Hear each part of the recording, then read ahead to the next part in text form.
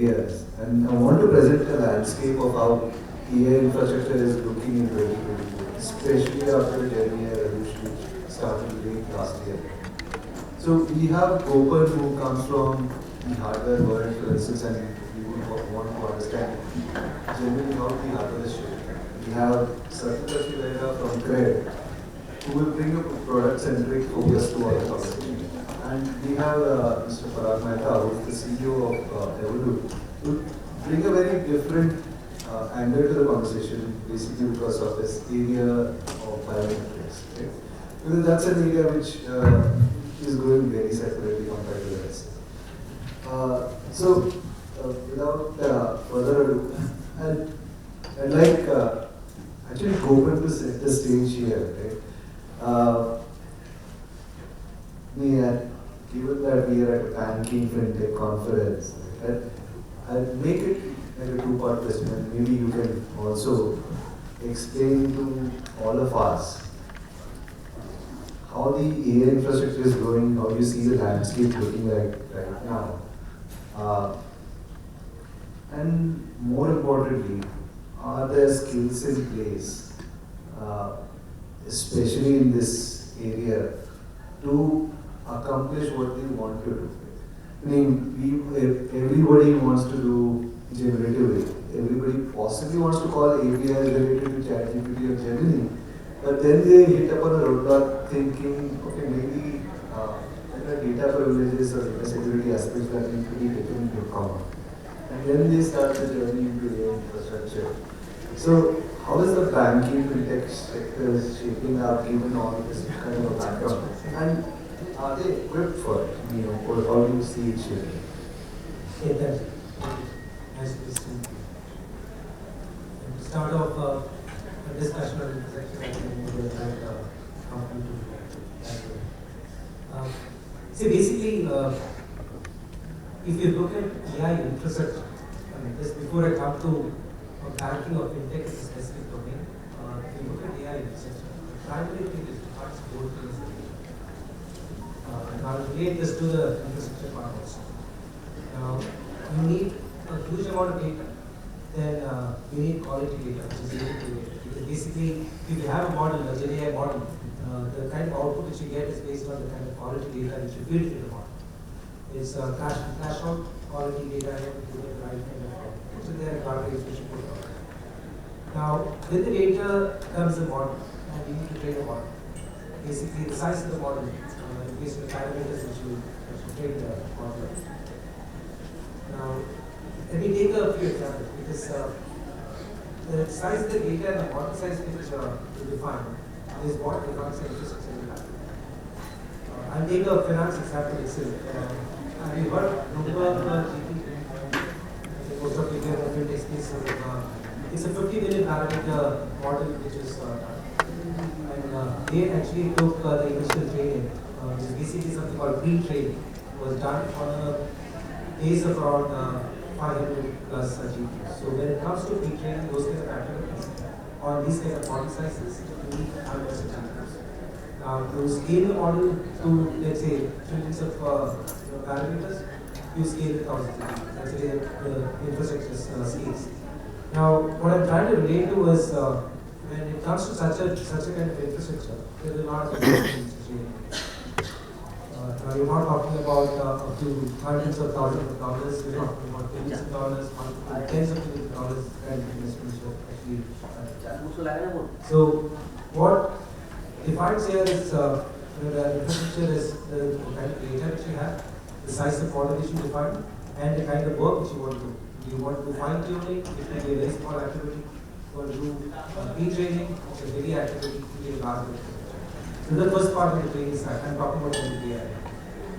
The second part is when it comes to the, let's say, the inference part, which is a linear scale which you can grow. Like it depends on the queries per second, based on how many number of queries you get, you scale the infrastructure and go on. So it's basically directly related to the ROI which you get for the company. Like it's a customer experience.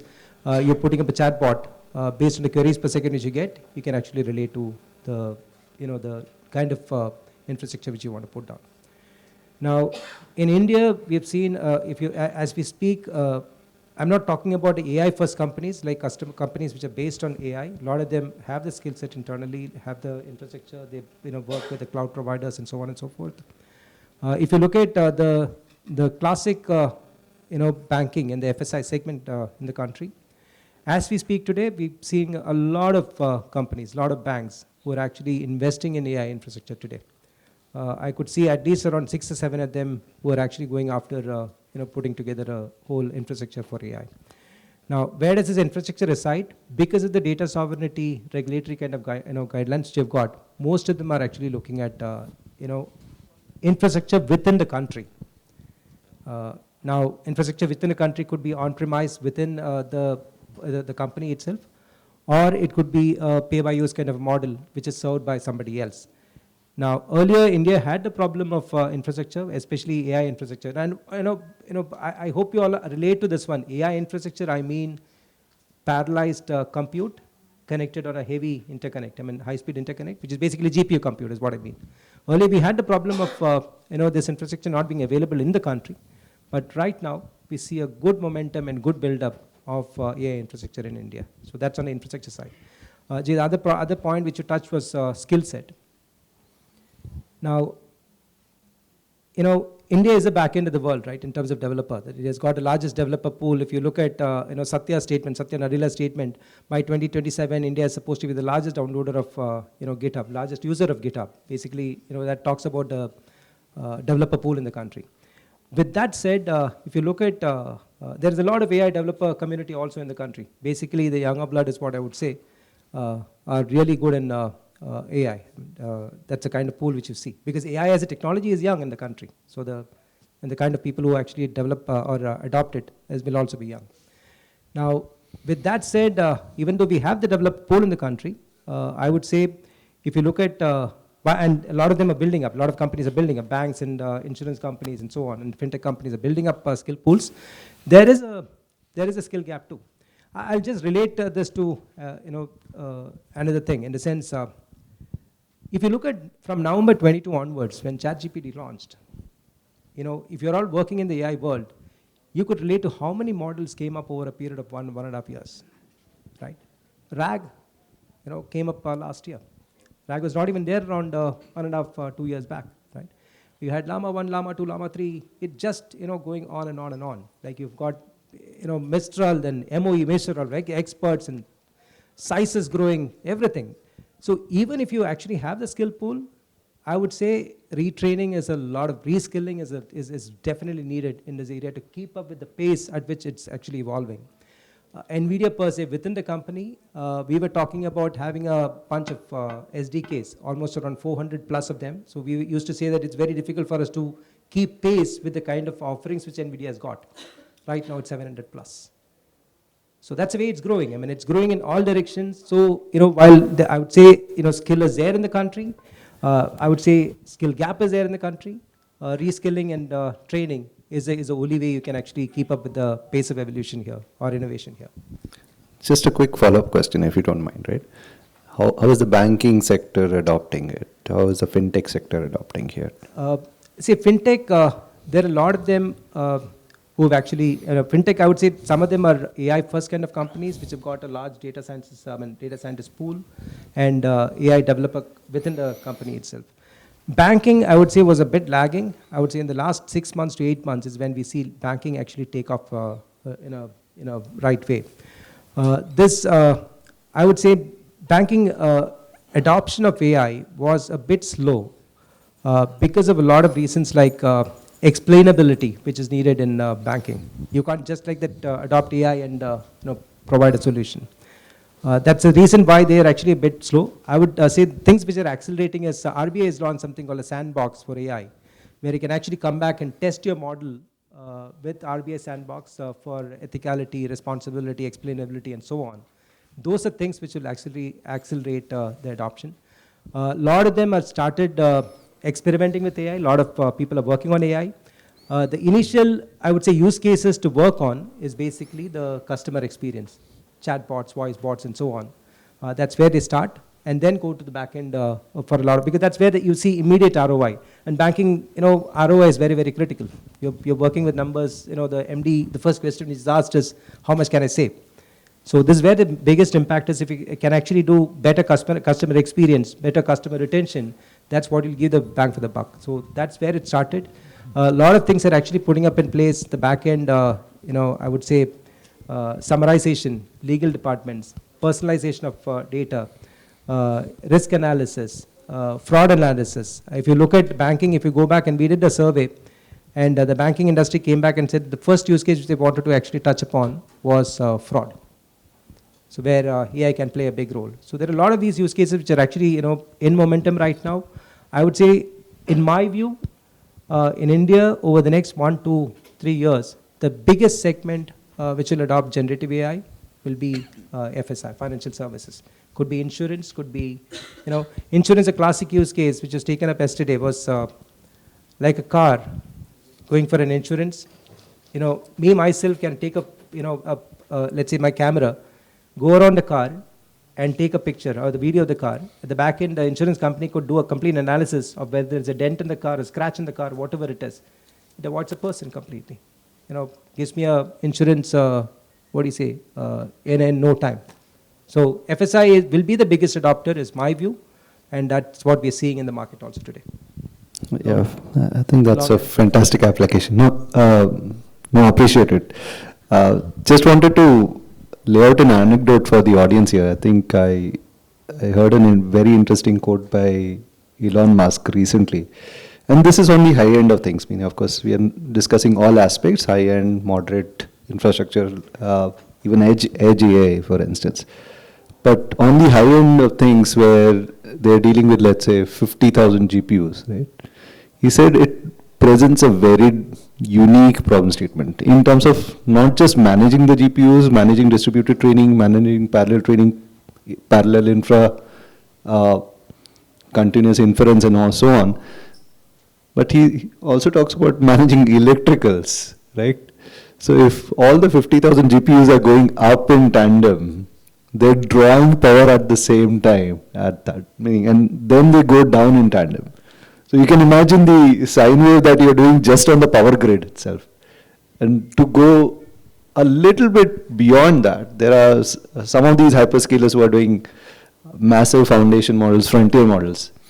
The way they go about it is they announce to the city council that they are going to start their GPUs.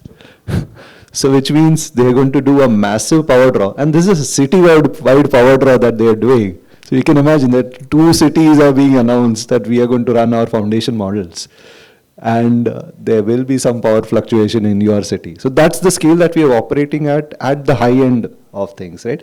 But even at a much more practical, large scale, India scale infra, for instance, or India scale inferencing, which maybe Satya would be aware of. For instance, we have our own clusters, CPU clusters also, in addition to GPU clusters, which do inference on an India scale. And something that I would possibly want to ask Satya, right? Meaning, how do you think, meaning, are we ready for that kind of a setup? Meaning, in your personal experience, I think, let's start with your personal experience and maybe we can expand it to the larger universe of fintech companies also. How has the growth of AI infrastructure been for, let's say, a production development setup initially, for various use cases that you might have seen over a period of time? It need not be just Gen AI, because I think a lot of the conversation is simply around generative AI, which is one end of the spectrum. It's also things like analytics tools, several AI inferences which are happening in real time, right? And maybe the related data ingestion, which is expected to support all this AI, right? That's one side of the spectrum. And the other is, meaning, how do you manage all your development environment just to get to that kind of a scale or get to a production level infrastructure, right? So something about your journey and how do you see that evolving over a period of time? Sure. First of all, thank you so much for, you can hear me? Yeah, for making me part of this. So really a pleasure, and thanks everyone for being here. Just to set some context before jumping into answer it, so I lead the data science, AI, ML, however you want to call it, the team at CRED. Can you hear? Can you hear me? Can you hear at the back? Yeah. Can you hear me now? Yeah. Cool. So I lead the data science and the AI team at CRED. Just to set some context, the kind of problems that we basically deal with, right? So CRED is primarily a payments company. So it starts with forecasting, detection of all kinds of anomalies, including outages and so on, recommendation of payment methods. So that's on the payment side. Similarly, we do lending. Lending is a big part of what we do. So everything around risk, credit risk, fraud of all kinds, abuse of all kinds. Then collections, right? Who do you call? Who do you visit? Where do you visit? When do you visit? All those kind of problems. Even in risk, you have problems of income estimation, liability estimation, because we prioritize convenience, right? So we don't ask for a lot of information from the user. So it's up to us to figure out all of those things, estimate, right? Beyond lending, again, if you think of CRED, right? So we have multiple products within the app. So we have data science powered applications around recommendations, around personalizations, and then how do we optimally allocate rewards across users, and beyond that, again, we have problems, bunch of data powered products we have, right? Data science powered products, including smart reminders, smart statement. Recently we launched a product called CRED Money, which is again powered by a bunch of models that we own. So we work across different data types. So a lot of our work is on tabular data. Then we also have unstructured text data. We have problems around image, around voice. I'll talk about some of those towards the later part. And then we also have graph and so on, right? Like you mentioned, so a lot of the problems that if you paid attention, a lot of the problems are actually around structured tabular data, right? And the requirement is that those models have to be, of course, explainable. You need to have very good, auditing mechanisms and so on and so forth around these models. So that, first of all, I'm yet to see like a transformer-based model to do really well on tabular data. We have some examples of transformer-based models doing really well on time series forecasting, including like TFT kind of models. So that limits where all we can use, right? These transformer-based models. And so for us, we have been using ML. I would just use AI broadly, right? AI and ML broadly for the last 5 years since the team has been there. And for us, GPT and any of those transformer models is just another tool, right? How do we do whatever problems you have to solve in a better way? And then there are a lot of problems that we would not have attempted before, right? I'll talk about some of them before. That kind of, it opens up the road and it kind of removes the barrier to entry to attempt those problems, right? Because of availability of foundation models and so on. How we have evolved, right? So on the platform side, it has been a kind of journey step by step, right? So to start with, like you mentioned, data is the foundation. So we had to lay a solid foundation for our data, like building again, it's our journey, right? We did not, we had a choice of building everything in-house or like buying an end-to-end platform, or figuring out, okay, you have all these components that you need, which ones do you build in-house versus which ones do you buy? The third one made sense for us because then we can use the best of what is available. And over time, wherever we need more customization, more control, we need to reduce cost, we can bring in-house, right? So we have been using like a hybrid mechanism. So we use data bricks, again, not a suggestion, recommendation. I think you should do your own evaluation. But we use Databricks for most of our kind of data platform use cases. And on top of that, then you use your Airflow, etc., for orchestration. And then, of course, because of the size of the data, you use Spark, then you use PyTorch, and so on for transformer, etc. models. Over time, then we realized that we need to have kind of course, Databricks provides an interface for data scientists and analytics to work in one place where you can collaborate and you can share and so on. But how do you serve your models, both batch models and real-time models, in a seamless manner? How do you take your models from development to production easily? How do you have that CI/CD framework so that you don't have to spend a lot of time again updating? When you update your models, you should not have to spend a lot of time in inferencing and so on. And then some use cases require us to do a kind of distributed inferencing, right? So for all of that, we had to then build our in-house. So this is something that we built in-house, is a model inferencing platform or deployment and inferencing platform. Now we are supporting GPUs as well for some of the use cases. And then over time, then we another thing that the platform evolved is we realized a lot of time. How do you even take a model to production for, especially for real-time use cases? The biggest bottleneck is that you need to have all of the features computed and made available in real time with as low latency as possible. So then we had to come up with something like a feature store, which computes features from batch, from stream, and then makes it available for both batch consumption as well as for real-time consumption. Essentially, it has two parts, right? You have a batch storage and you have a low latency in-memory data store, right? Again, very standard architecture, I think everyone has. Now coming to GenAI, right? Where we are we have found kind of benefits from GenAI. One, I already mentioned, like some of the forecasting use cases we could move to transformer-based models. It really helped us. The other one was we have a lot of text classification use cases. We have a lot of NER kind of use cases, right? We have been using BERT-based models, if you guys are aware. So BERT is kind of the precursor to this. It's a different kind of model. But the biggest challenge for us was how do you ensure your models are actually performing as expected, right, in an ongoing manner.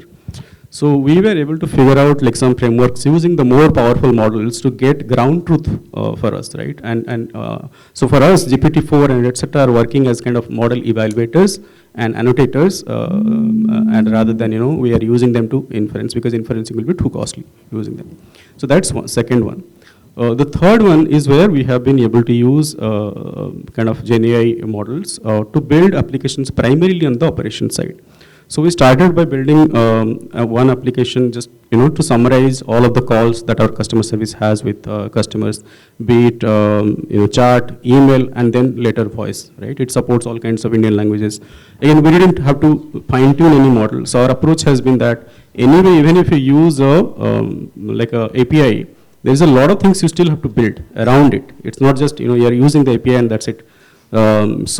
And those things cannot, no one is going to give you. So you have to anyway build them in-house, right? And this will become even complicated as you talk about some of the other applications.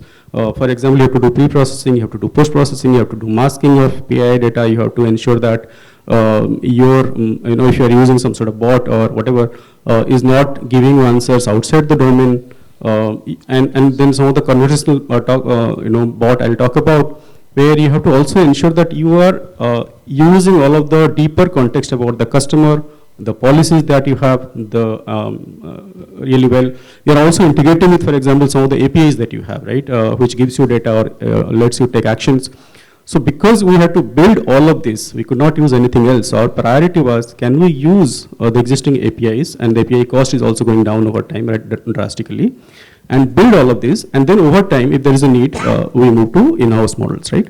So we started with kind of summarization, then we built one application for auditing of calls that our agents have with customers. And that does, for example, it starts with doing transcription, that it does diarization.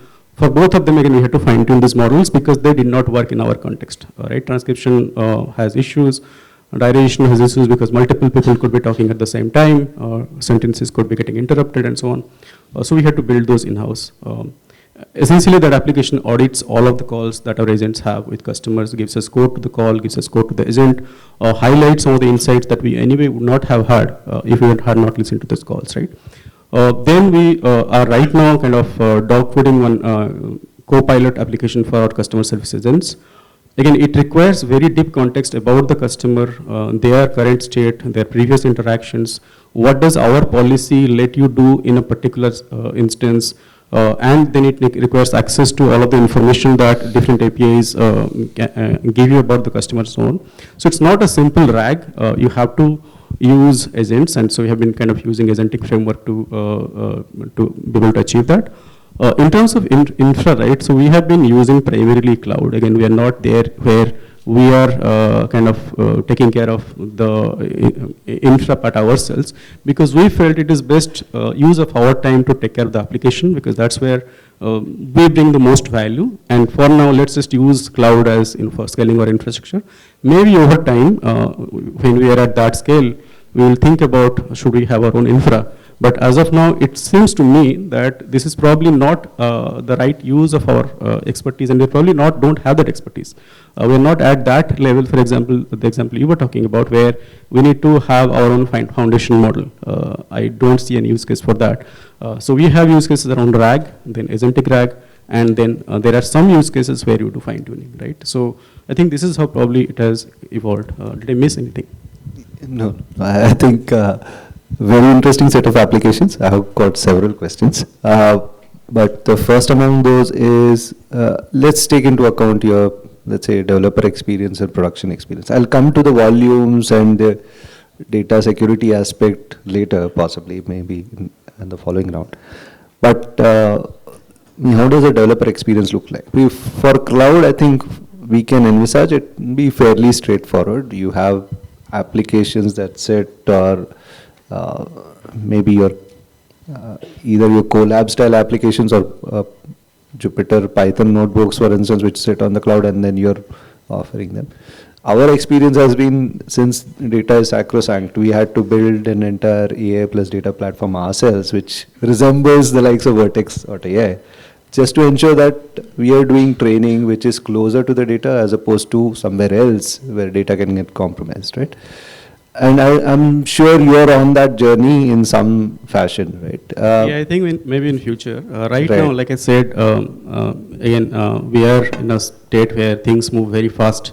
And like I said, we are always talking about, okay, what is the customer problem I'm solving? What's the business problem I'm solving? What's the value I'm delivering? And what's the best use of my time? Should I be building the platform end to end? Or what parts of that are very unique to us, or maybe more expensive outside versus if I build inside, or I need a lot more control. So I build those, and others I use primarily cloud. So it's been like that so far. Maybe in the future we'll go your way. We are jealous of you, but I don't have the luxury. So just to follow up, Parag, if you don't mind, I just want to dig a bit deeper here. So when in your life cycle do you envisage you're going to hit that question? That maybe now so far our investment into cloud, I think, has reached a point where we might have to take a look in the other direction, which is maybe an on-prem direction or what have you, right? Do you think it'll happen in the next 1-2 years for you, or are you in that, or maybe even for the next 5 years you would consider being something like a Netflix who just operates using AWS, right? So I don't know if we'll be able to completely move away from cloud, but at least, like I said, there are specific components. For example, Databricks also says now I am providing everything, right? I'm providing feature store, we're providing XYZ, everything, right? But we don't use all of that. So there are components that we're building in-house wherever it makes sense. And I foresee those, the percentage of components that we own and build in-house as we scale will go over time, grow over time. I don't see how we will kind of basically have everything on-prem. That means, so I'm not sure about that. Maybe I'm not forcing the future far enough. Sorry, I'm pushing you into a corner here, but just had to ask. So Parag comes from an interesting world. He comes from the biometrics world. Just moving the direction of the conversation slightly in a different direction, because we looked at some of the larger AI applications that Gopan talked about. We looked at a range of applications that Satya talked about, right? And Satya also mentioned his reasons for being on the cloud and why it's important for them to prototype as early as possible and get it to the market. And that should consume a lot of his energy as opposed to worrying about infrastructure. But Parag has to deal with infrastructure from the ground up, right? He's designing applications for biometrics, which are meant for a small footprint, applications. And a lot of these are AI-based applications, right? So Parag, something about your journey into these small footprint AI applications or biometric applications that you're looking at. And if you could tell the audience some parts of your journey here, that'll be nice. Hi, hello everyone. So of course it's interesting to hear a lot of big talk on to whatever has been happening and coming across. It is in the Indian context, in the fintech context. But like, I'll bring a different perspective here where I will look at what is AI infrastructure look like 2024 and beyond. Like maybe next year we are again sitting here and we don't have to really wait for 3 or 4 hours of queuing in getting our passes done and how things are. So I'll connect the dots with the possibilities of how frictionless this entire experience can become, as we have already become cashless. But really, are we still seamless enough or frictionless enough? And if all of that scenarios, because I'm going to bring in as an entrepreneur's mindset here, as some of the use cases which AI will give, and I will embed that into the possible solutions which we are building. So we are coming from the various devices, we build point of sale terminals, or we build sound boxes, or we build biometric authentication devices. Now I'll talk about some of the biometric point here, that APS transactions are still not as there as biometric payment as compared to the other channels. Now why is it so? Because a lot of scenarios been created because of the trust issues and because of the authentication failures. And not necessarily all the time it is because of the the yes or no been given by the Aadhaar or UIDI. Sometimes it is fake finger detection and liveliness is not there. And that is where I see the best possible use case of applying that by augmenting those mini-edge data with the live pictures, and of course with the data and with the speed, and how things can half, maybe the fingers are not stored properly or half done, or maybe the image of the iris is not so clear, and with that coming together, and will that solve the problem of a very frictionless experience by the customer? Now some of the transactions are not going through. I've heard, I don't have the real data, but maybe 5%, 10%, 20% failures have been experienced while people are authenticating themselves. Now how it can be done with the behavioral biometrics, with all multimodal biometrics putting together, and will that really solve the big issues? And that's how we have of course started with Digi Yatras, and all of those have been but coming here to the show, and it's just I've been able to enter. That's how I could see that coming to the couple of other scenarios user experience, and with those analytics and with their traits. Now, live finger detection is some of the live cases I've dealt with, even working very closely with the UIDI, they are moving from L0 to L1 standards and all of that. Now, this problem of the live finger or liveliness is still pertaining very strongly, and is still not going to go away, because there are a lot of fraudulent scenarios have been existing. And God forbid, I really still fear that the AI will be really used responsibly. As again, the entire GFF tagline also is called responsible AI. But if people are still not going to use it, that we as a common citizen are going to be quite challenged by using all the possible channels to make our lives easier.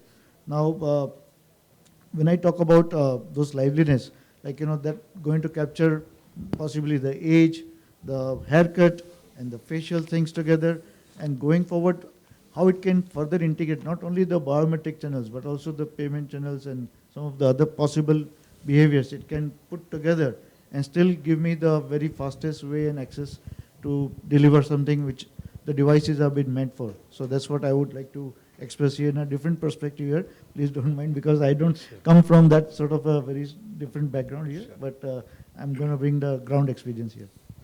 So I think we are running out of time. So Gopan, what I would like you to leave with a final word here, which is given that we should approach this entire fintech banking space as a leader first mentality, if that has to be the case, how do you envisage AI and infrastructure in the banking world to grow? Meaning, what are your suggestions? What is your recommendations in this space, given the experience that you mentioned, how AI and banking has been adopting AI infrastructure, or maybe even the cloud side of things, for instance? What is the guru mantra here, right? Meaning in terms of us establishing a leadership presence in this area of AI in the world of banking and finance? First of all, I don't have a halo above my head to be the guru here. But how long do I have? 1 minute? 30 seconds? 2 minutes. Okay. You know, first and foremost, I mean, basically like what Satya said, AI is a tool which actually solves a problem for you. That could be anything. The problem could be in terms of a better customer response, could be a summarization, could be a multilingual problem, whatever it is. That's what AI does. So this entire journey to AI, in our opinion, because we as a company, we used to engage with a lot of engineering, we used to drive a lot of engineering engagements earlier. But what we realize is this entire journey for the customer, for the company which is actually initiating the whole thing, has to be a business-driven thing. So the business owner has to understand what exactly he wants to achieve, and that's where this whole thing starts. Without that, without a business matrix put in place, there is no way that you can take this forward. This is a primary thing which I would say. Now from there, it starts. Then the next step starts. You cannot just like that choose. I mean, you can go after a single problem and just go crack it. That's certainly possible. It could be however you want to do it. But typically, the most successful companies, what we have seen, actually puts up a COE, a Center of Excellence around AI, which is a team which they put together. It's a complete resource pool which they put together. It could be the team plus a resource at the back end, software, hardware, infrastructure, everything put together. It doesn't matter where the hardware, where the infrastructure is. It can be on the cloud, it can be on-prem, wherever it is. But that's a second part of it. When you actually have the team dabble with the whole thing, understand what exactly it is, and how can you possibly solve it, and then come out with maybe 1 or 2 solutions. From there, it starts off with the whole thing. The whole journey starts off from there. So my perspective here is you should have a business. The business user has to define the problem, and the kind of results or what he wants to achieve from the whole thing. From there starts a COE, and the COE, because see, this is what we have also done. NVIDIA has got something called a launch pad. Basically, it's a basic infrastructure with the hardware, software, tools, everything put together, which is lended to the customer for a limited period of time. So they define what exactly they want to do. I mean, maybe 3 weeks, 2 weeks, 4 weeks, whatever it is. So they play around with it. They understand what exactly because this is a completely new area altogether. Because it's not a area which can be cracked by the data scientists alone, not the CIO, the infrastructure team alone. That's other problem which I would actually say. What we see typically in all these companies, earlier all IT decisions were taken by the CIO. To a large extent, it used to do with the application, the software, the hardware, the infra, everything put together. But with AI coming into picture, you have a completely different team altogether, which is a data sciences team, which has got a workload, which is, defined by the business user, the problem. It actually translates to a workload, which is decided by the data scientists in that team. They don't understand the infrastructure team doesn't understand the workload. That's basically so you need to have a connect, a serious connect between these two teams, and that's where you can actually succeed. And that COE can significantly help in making both these teams understand what exactly is needed for the company to be successful. That's the way we have seen it happen in most successful companies which have adopted AI. Thanks. I think we'll close the panel here, but we can take a couple of questions. No, we wouldn't have We'll the take time one for question. no, we wouldn't have the time for Q&A. But I know, and I do realize that we have questions. I would encourage all of you all to take up the questions outside when we are networking. For now, thank you so much to our entire panel for such an enlightening session on AI. AI does something to all of us that every new thing does. It scares and excites us. So thank you so much for delving so deep into the topic. Please give a huge round of applause to our entire panel. I would request all of you to please come forward for a group picture. And thank you so much for being a part of Global Fintech Fest 2024.